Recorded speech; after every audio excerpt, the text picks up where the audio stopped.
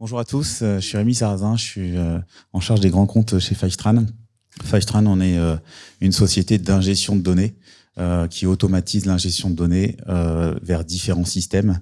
Donc on va chercher la donnée dans vos outils marketing, dans les réseaux sociaux, dans vos CRM, et derrière on l'emmène vers des systèmes data platform pour générer des cas d'usage IA, soit dans Databricks, soit dans Snowflake, soit dans Azure, soit dans Google BigQuery.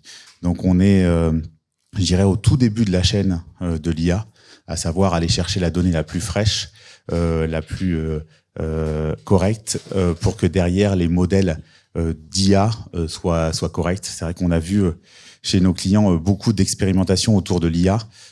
L'époque était assez satisfaisante, mais quand il fallait passer à l'échelle, on se rendait compte qu'il y avait beaucoup d'hallucinations des LLM parce que la donnée n'était pas fraîche, parce que la donnée n'était pas correcte et parce que il y avait des difficultés dans les équipes data à aller chercher la donnée très rapidement sur une grosse volumétrie de données. Donc on a aujourd'hui le cas d'usage de Saint-Gobain qui a réfléchi à moderniser sa data platform et sa data stack pour aller plus vite dans l'accélération de ces modèles IA et aussi de l'ensemble de ces projets data, je dirais, parce que ça va au-delà de l'IA. On a pas mal de projets data, que ce soit d'analytique, du reporting et également de l'IA. Donc je présente Saint-Gobain en quelques mots, mais vous connaissez Saint-Gobain, présent dans plus de 70 pays. C'est un grand groupe français qui fait 46 milliards. Saint-Gobain, ils ont la particularité d'avoir deux entités. Une entité très industrielle avec des usines qui créent et qui fabriquent du verre, du placo, etc. Mais également une entité très commerciale où là, il y avait beaucoup de besoins sur la partie IA. Notamment, il y a 1000 agences chez Point P, il y a 600 agences sur la plateforme du bâtiment, il y a 1000 agences chez France Pare-Brise et ils avaient du mal effectivement à consolider l'ensemble de leurs data et à aller chercher sur leurs 80 marques l'ensemble des data d'un seul et même client. Donc ça, c'était un premier cas d'usage. Et après, ils ont beaucoup travaillé sur des projets autour de l'IA, sur la gestion des stocks, comment j'arrive à définir mon profil Customer 360 sur l'ensemble de mes marques et sur l'ensemble de mes filiales et de mes agents.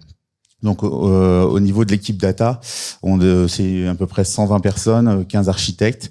Donc il y a eu une grosse accélération des projets et des initiatives data. Ils sont partis sur 103 initiatives data en 2003 et le constat c'est qu'ils en avaient que délivré 7 en 2024 et l'objectif c'était vraiment d'en délivrer plus. Et ce qu'ils ont pris en compte, c'est que la difficulté finalement, c'était pas forcément de mettre en place un LLM et de mettre en place la partie RAG et la partie architecture IA. C'était plutôt l'accessibilité de la data qui leur posait problème. Et souvent, quand on leur demandait une nouvelle source, ils mettaient 3 à 6 mois pour injecter la data dans ces modèles IA pour qu'ils puissent commencer à travailler sur la partie IA. Donc bon, l'idée effectivement c'est aujourd'hui par rapport à une étude McKinsey de 2024, c'est de dire que 65% des répondants ont régulièrement utilisé l'IA générative, mais ce qu'on constate c'est qu'il faut un socle solide sur la data et l'accessibilité à la data est importante et également l'accessibilité à la data en temps réel, parce que des grands groupes comme Saint-Gobain avaient la capacité à reprendre la data, mais souvent en mode batch, de manière quotidienne, etc. Et avec Fivetran, on a la capacité de gérer le temps réel et d'avoir la data la plus fraîche pour que les modèles et les LLM soient les plus pertinents possibles. Donc l'idée effectivement de l'architecture qui aujourd'hui freinait Saint-Gobain par le passé, c'était de dire voilà, on a une réplication aujourd'hui qui est plutôt orientée SAP. Donc aujourd'hui c'était vraiment des applications industrielles qui utilisaient SAP et là ils consolidaient la data de SAP, mais ça suffisait pas parce qu'ils avaient des nouveaux cas d'usage autour de l'IA, autour des outils marketing, autour de l'expérience client. Et quand on leur a demandé, moi j'ai besoin de aller chercher mes données dans Salesforce, mes données de Facebook, mes données de tout type de réseaux sociaux, ils étaient incapables d'ingérer cette data. Donc l'idée c'était de dire comment on va faire pour être plus agile, pour aller chercher de la donnée très rapidement. l'incapacité aussi à gérer la donnée en temps réel pour que mes modèles IA soient les plus pertinents avec la donnée la plus fraîche.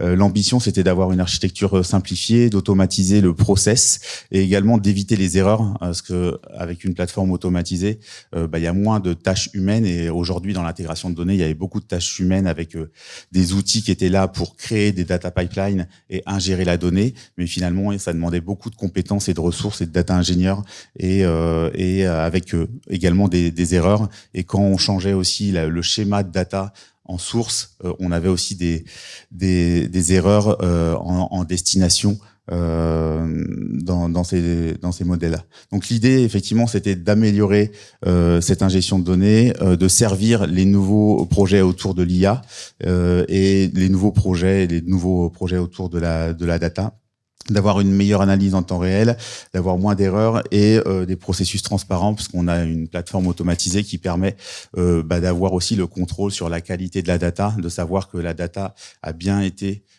prise en amont et délivrée en temps et en heure dans les modèles IA. Donc les défis majeurs, c'était effectivement des outils qui limitaient avec l'incapacité à aller vers des nouvelles solutions comme Snowflake pour gérer des modèles IA à l'intérieur de cette plateforme Snowflake, et d'intégrer des nouveaux modèles avec du Salesforce, du SAP, du Oracle très facilement, et des nouvelles sources de données à la volée. Donc quand il fallait hier faire une nouvelle source de données, il leur fallait entre 3 et 6 mois à intégrer une nouvelle source de données. Aujourd'hui, on parle de quelques jours avec une équipe d'intégration de data qui a été montée au niveau du groupe et qui sert aujourd'hui toutes les BU chez Saint-Gobain. Et aujourd'hui, on a effectivement Saint-Gobain Distribution qui vient voir Saint-Gobain Intégration en disant voilà, j'ai besoin de cette nouvelle source, combien vous mettez pour l'intégrer. Et donc ça, on le fait maintenant en quelques jours. L'idée, effectivement, c'était aussi d'optimiser le temps, donc d'optimiser aussi les coûts de mise à disposition de la donnée. Et également de réduire la latence, même s'ils avaient quelques data pipelines, ils avaient des data pipelines qui rafraîchissaient la donnée tous les 4 heures au maximum, et souvent bien plus. On était sur des batchs journaliers, et l'objectif c'était d'avoir une solution flexible et évolutive, et la capacité de gérer le temps réel. Donc ça leur a permis vraiment d'accélérer la capacité d'ingérer la donnée plus facilement grâce à notre plateforme. En 2023, ils étaient capables simplement de délivrer 7 nouveaux projets, donc data et IA, et ils en ont fait 25 l'année dernière. Donc là, on a vraiment accéléré parce qu'on a effectivement réduit ce temps de mise à disposition de la donnée. Il y a des coûts d'infrastructure, parce qu'on est une solution également cloud qui permet effectivement d'économiser des coûts d'infrastructure sur cette solution, et ils ont pu économiser des coûts d'infrastructure, mais également des coûts de mise à disposition de la donnée. Ils estiment qu'ils ont diminué de 50% en temps et en mise à disposition de la donnée dans des modèles data et des nouveaux produits data et IA, et on réplique la donnée de 4 heures en quelques secondes en temps réel. Donc l'idée, effectivement, c'était vraiment, au-delà d'ingérer la donnée plus facilement, c'est comment Saint-Gobain au niveau global utilise mieux la data, et ça leur permet d'être plus agile et de proposer des insights et des modèles IA plus pertinents grâce à cette ingestion de données maîtrisée. Alors on est au début de la chaîne, mais finalement en bout de chaîne, on voit la valeur, puisque ça permet d'aller plus vite dans les projets IA, et avec la donnée qui est répliquée de manière automatisée, et avec de la donnée la plus fraîche possible pour que les modèles LLM puissent être le plus pertinent possible dans leurs réponses. Et donc, si je résume un petit peu notre offre et notre architecture, donc on a aujourd'hui une plateforme complètement automatisée. Et ce qui fait notre force aujourd'hui, c'est qu'on a plus de 750 connecteurs qui sont prêts à l'emploi.